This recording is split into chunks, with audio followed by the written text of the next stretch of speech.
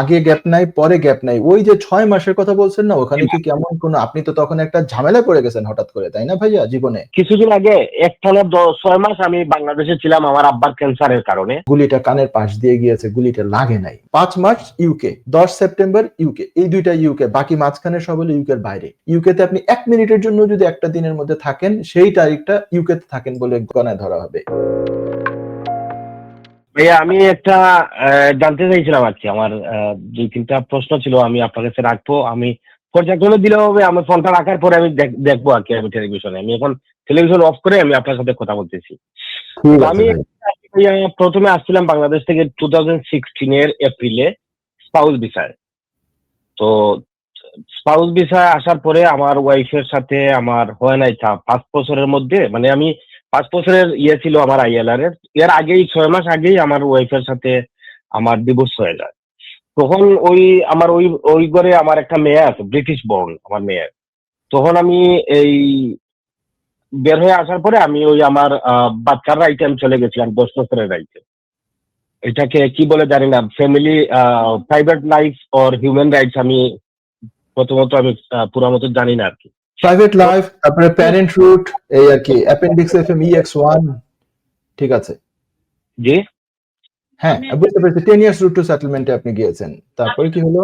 জি জি আমার 10 ইয়ার্স শেষ হয়ে গেছে, লাস্ট মার্চে শেষ হয়ে গেছে, মানে 2 মাস ওভার হয়ে গেছে, মানে আমি ওভার ফেয়ার না, আমার ভিসা আছে 2027 পর্যন্ত আর কি। ভিসা আছে 2027 পর্যন্ত, কিন্তু আমার 10 বছর হয়ে গেছে, ফুলফিল হয়ে গেছে গত মার্চে। জি এখন আমি চাচ্ছি আইএলআর নেওয়ার জন্য। আইএলআর এর জন্য কি আমার এই রিকোয়ারমেন্টটা লাগবে, B1 and life in the UK, বা কি কি লাগবে ওইগুলো আমাকে একটু জানাইবেন ভাইয়া। আচ্ছা, আপনি জেন না এখনই, আপনি আমাকে একটা কথা বলেন। আপনি আমাকে বলেছেন যে 5 বছরের রুটেতে আপনি প্রথমে ছিলেন। 5 বছর শেষ হওয়ার 6 মাস আগে আপনার সংসারটা ভেঙে গেছে দুর্ভাগ্যজনকভাবে। তাহলে ওই যে 6 মাস, তারপরে আপনি 6 মাস শেষ হওয়ার আগেই কি আপনি বাচ্চার বেসিসে অ্যাপ্লিকেশন করে ফেলেছিলেন? জি জি আগেই আমার যে এই 6 মাসে যে আমার যে একটা ওই বিআরপি কার্ড দিয়েছিল না, ওইটার ডেট ওভার হওয়ার আগেই আমি অ্যাপ্লিকেশন চেঞ্জে চলে গেছিলাম আর কি। হ্যাঁ, আমি মানে এইভাবে কেন প্রশ্নটা করেছি, আমি বুঝতে চেয়েছি আপনার কোনো গ্যাপ আছে কিনা। আগে গ্যাপ নাই, এটা আমি বুঝে গিয়েছি। কোনো গ্যাপ নাই ভাই, এর জন্য আমি প্রথমে বলছি আমার কোনো ওভারস্টেয়ার নাই এই লাস্ট 10 ইয়ার। আমি বুঝতে পেরেছি। আগে গ্যাপ নাই, পরে গ্যাপ নাই। ওই যে 6 মাসের কথা বলছেন না, ওখানে কি কেমন কোন, আপনি তো তখন একটা ঝামেলায় পড়ে গেছেন হঠাৎ করে, তাই না ভাইয়া জীবনে?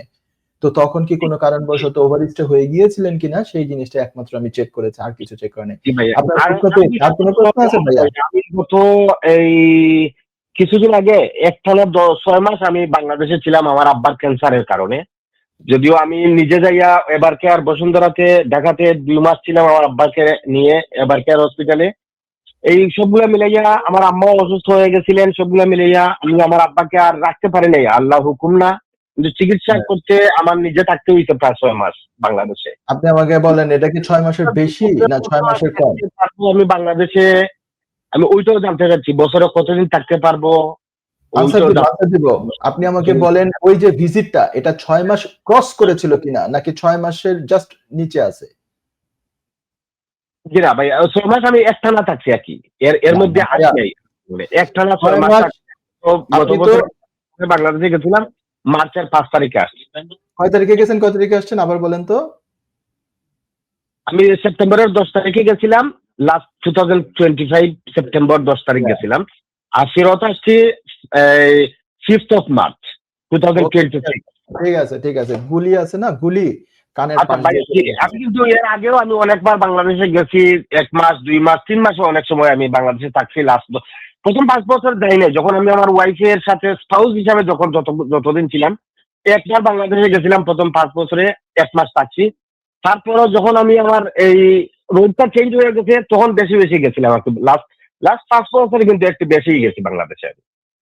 ওকে, আর কোনো প্রশ্ন আছে আপনার? জি না, থ্যাংক ইউ ভাইয়া, ওইগুলা একটু আমাকে জানাবেন, আমি আবার টেলিভিশন অন করতেছি। জি জি জি, thank you very much for your call ভাইয়া। প্রথমে যে আপনি যেটা বলেছেন যে 10 বছর আপনার হয়েছে, সে 10 বছর যদি হয়ে যায়, আপনি এলিজিবল রেসিডেন্স রিকোয়ারমেন্ট একটা মিট করেন, যেটা হচ্ছে লং রেসিডেন্স, সেটার বেসিসে আপনি অ্যাপ্লিকেশন করতে পারবেন। 10 ইয়ার্স রুট টু সেটেলমেন্টে ছিলেন বা যেটাতেই ছিলেন না কেন, মিক্স অ্যান্ড ম্যাচ করে টোটাল 10 বছর কন্টিনিউয়াস লফুল আছে, এটা আপনি অ্যাপ্লিকেশন করতে পারবেন অ্যাপেন্ডিক্স লং রেসিডেন্স এটার আন্ডারে। আচ্ছা, এখন হচ্ছে আপনি আমাকে রিকোয়ারমেন্টস বলেছেন, রিকোয়ারমেন্টস কি কি লাগবে এটা বলেছেন, জিজ্ঞেস করেছেন, এটা আমি উত্তর দিচ্ছি। তার আগে আমি একটুখানি এইটা 3 নাম্বার প্রশ্ন, আপনার 3টা প্রশ্ন আমি পেয়েছি, 3টার ভিতরে 3 নাম্বারটা এখন আমি দিয়ে নিই। সেটা হচ্ছে এই যে 10 বছর, এই 10 বছরের ভিতরে টোটাল কতদিন আপনি ইউকের বাইরে থাকতে পারেন এবং একটা সিঙ্গেল ভিজিটে কতদিন আপনি ইউকের বাইরে থাকতে পারেন, এটা আপনার জানা খুব জরুরি। সেটা হচ্ছে যে টোটাল আপনি 540 দিন আপনি ইউকের বাইরে থাকতে পারবেন গত 10 বছরের মধ্যে। 540 দিন বলতে বোঝায় 18 মাস। হ্যাঁ, 18 মাসই হচ্ছে 540 দিন, ডিভাইডেড বাই 30, 18 মাস। হ্যাঁ, 18 মাস থাকতে পারবেন, টোটাল হচ্ছে 540 দিন, এই 10 বছরে টোটাল মিলিয়ে 18 মাস। এবং আরেকটা শর্ত পূরণ করতে হবে, সেটা হচ্ছে যে কোনো একটা সিঙ্গেল ভিজিটে 6 মাসের বেশি বা 180 দিনের বেশি এর বাইরে ছিলেন না, এটাও হতে হবে। আপনি বলেছেন না যে 10 সেপ্টেম্বরে গিয়েছেন 2025-এ আর 5 মার্চ 2026-এ ফেরত এসেছেন। দুর্ভাগ্যজনকভাবে ওই সময়ের ভিতরে আপনি আপনার বাবাকে হারিয়েছেন। সিম্প্যাথি আছে, ইন্না লিল্লাহি ওয়া ইন্না ইলাইহি রাজিউন। কিন্তু এটা দেখতে পাচ্ছি আপনি 180 দিনের নিচে আছেন, জাস্ট কয়েকটা দিন নিচে আছেন। তো প্রথমে আমি এটা শোনার পরে বললাম না যে গুলিটা কানের পাশ দিয়ে গিয়েছে, গুলিটা লাগে নাই, মানে জাস্ট 6 মাসের জাস্ট 2-3 দিন 4 দিন কম আছে আপনার। হ্যাঁ, তো কয়েকটা দিন কমের ভিতরে আপনি আল্লাহর রহমতে আবার যখন ফেরত আসছেন, তার মানে এই রুলটাও আপনি ব্রেক করেন নাই, 6 মাসের নিচেই আছেন। এই 2টা আমি পেলাম। কিন্তু আপনি আবার আমাকে সাথে সাথে একই কথা বলেছেন যে প্রথম 5 বছরে যদি নাও হয়ে থাকে, পরবর্তী 5 বছরে আপনি ঘন ঘন দেশে গিয়েছেন, তাহলে এখন আপনি একটা কাজ করবেন। আপনি কবে দেশের বাইরে গিয়েছেন, কবে এসছেন, এটা কাগজ কলমে লিখবেন। লিখে টোটাল দেখবেন 540 দিনের বেশি হয় কিনা।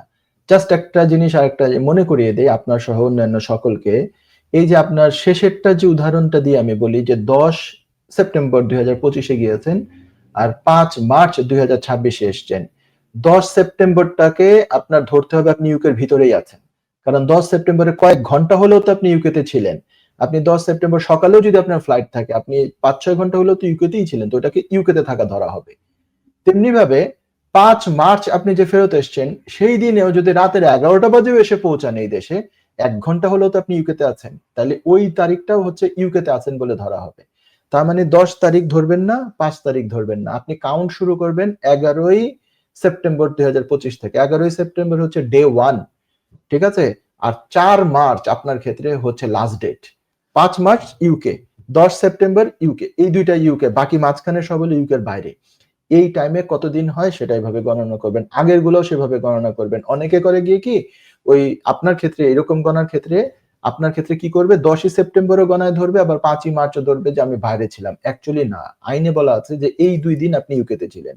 ইউকেতে আপনি 1 মিনিটের জন্য যদি একটা দিনের মধ্যে থাকেন, সেই তারিখটা ইউকেতে থাকেন বলে গণা হবে আর কি, গণায় ধরা হবে। এইভাবে করে কাউন্ট করে দেখবেন যে টোটাল 540 দিনের বেশি তো হয়ে যায় নাই। কারণ আপনি বলেছেন যে মাঝে মাঝে আপনি 2-3 মাসের জন্য দেশে গিয়েছেন। তো এই 2টা মিলতে হবে। এই 2টা মিলিয়ে আপনি দেখবেন। আর যদি দেখেন আপনি এটা প্রশ্নটা করেন নাই, কিন্তু যদি দেখেন যে 540 দিনের কিছু বেশিই হয়ে গিয়েছে, তাহলে কি করবেন, আপনি কিছু ওই যে আপনার বাবা মারা গিয়েছেন, ডেথ সার্টিফিকেট আনবেন, বাবা যে হসপিটালাইজড ছিলেন এটার জন্য ডিটেইল সব ডাক্তারের লেটার আনবেন, এবং বাবাকে লুক আফটার করার জন্য আর কোনো লোকজন ছিল না দেশে, আপনাকেই থাকতে হয়েছে, এটাও যাতে ডিটেইল ওখানে এক্সপ্লেনেশনে থাকে, এবং আপনি হেভিলি ইনভলভ ছিলেন এই বাবার এই সিরিয়াস ইলনেসের সময় দেশে, আপনার পক্ষে ইউকেতে আসা সম্ভব হয়নি। এটা কখন দিবেন এই লেটার, যদি 540 দিন ক্রস হয়ে যায়, ধরেন 570 দিন হয়ে গিয়েছে, তাহলে আপনি এই জাতীয় লেটার দেন। 580 দিন হয়েছে, এই জাতীয় লেটার দেন। আর যদি 540 এর নিচে থাকে, তাহলে এক্সট্রা এইসব মানে এক্সট্রা জিনিস দেওয়ার দরকার নাই, এই ধরনের লেটার। ঠিক আছে, এই গেল আপনার ইয়ে। আর আপনি আরো প্রশ্ন করেছেন কি কি আরো মানে ডকুমেন্টস লাগবে। ইউকে পাস করতে হবে, আপনার এখন করতেছেন যেহেতু B1 পাস করা লাগবে। কেউ যদি আবার এই ধরনের অ্যাপ্লিকেশন, সেটেলমেন্ট অ্যাপ্লিকেশন আগামী বছর 2027-এর 26শে মার্চ বা তারপরে করে, তাহলে আবার রিকোয়ারমেন্ট, ইংলিশের রিকোয়ারমেন্টস হচ্ছে B2। তো আপনার ক্ষেত্রে হচ্ছে ইংলিশের রিকোয়ারমেন্টস হচ্ছে B1। এখন যদি করেন B1 স্কিলস ফর লাইফ, এই হচ্ছে ইয়ে এক্সামের নাম। এই এক্সাম দিবেন, যেটা ওই যে গভর্নমেন্ট অ্যাপ্রুভ যে কয়েকটা অ্যাওয়ার্ডিং বডি আছে, 4 টা আছে, এটার কোনো একটা থেকে দিবেন। আর হচ্ছে আপনার কিছু প্রুফ অফ অ্যাড্রেসেস লাগবে। এছাড়া আর তেমন কোনো কিছু লাগবে না এই অ্যাপ্লিকেশনে। আর অ্যাপ্লিকেশন ফর্ম ঠিকঠাক মতো ফিল আপ করতে হবে। তারপরে তো ফি দিয়ে অ্যাপ্লিকেশন করতে হবে, দ্যাটস অল। তো এইভাবে করে আপনি অ্যাপ্লিকেশনটা করবেন। অ্যাপ্লিকেশন ফর্মে বেশ কিছু তথ্য লাগে, যে কবে কবে কোথায় ছিলেন, এগুলো আপনি ঠিকমতো দিবেন। আগের ফর্মে যেই সমস্ত ইনফরমেশন দিয়েছেন সেগুলো দিবেন। এবং আমি আশা করি আপনার কোনো হয়তোবা ক্রিমিনাল রেকর্ড অন্তত নাই, কিংবা কোনো ড্রাইভিং অফেন্সও নাই। যদি কোনো কারণে ড্রাইভিং অফেন্স বা হোয়াটসএভার কিছু যদি থাকে, তাহলে কিন্তু সেগুলো ঠিকমতো ডিসক্লোজ করতে হবে এবং দেখতে হবে যে ওইগুলো কি কোনো কারণে ব্যাডলি এফেক্ট করতেছে কিনা। যদি এই ধরনের কোনো ইস্যু থাকে, আমি আপনাকে বলবো অবশ্যই অবশ্যই একজন সলিসিটরের সাথে কথা বলে ভালো তারপরে আপনি অ্যাপ্লিকেশনটা করবেন, তার পরামর্শ অনুযায়ী করবেন। ঠিক আছে? এই হচ্ছে মোটামুটি আপনার জন্য answer. Thank you very much আপনার ফোনের জন্য।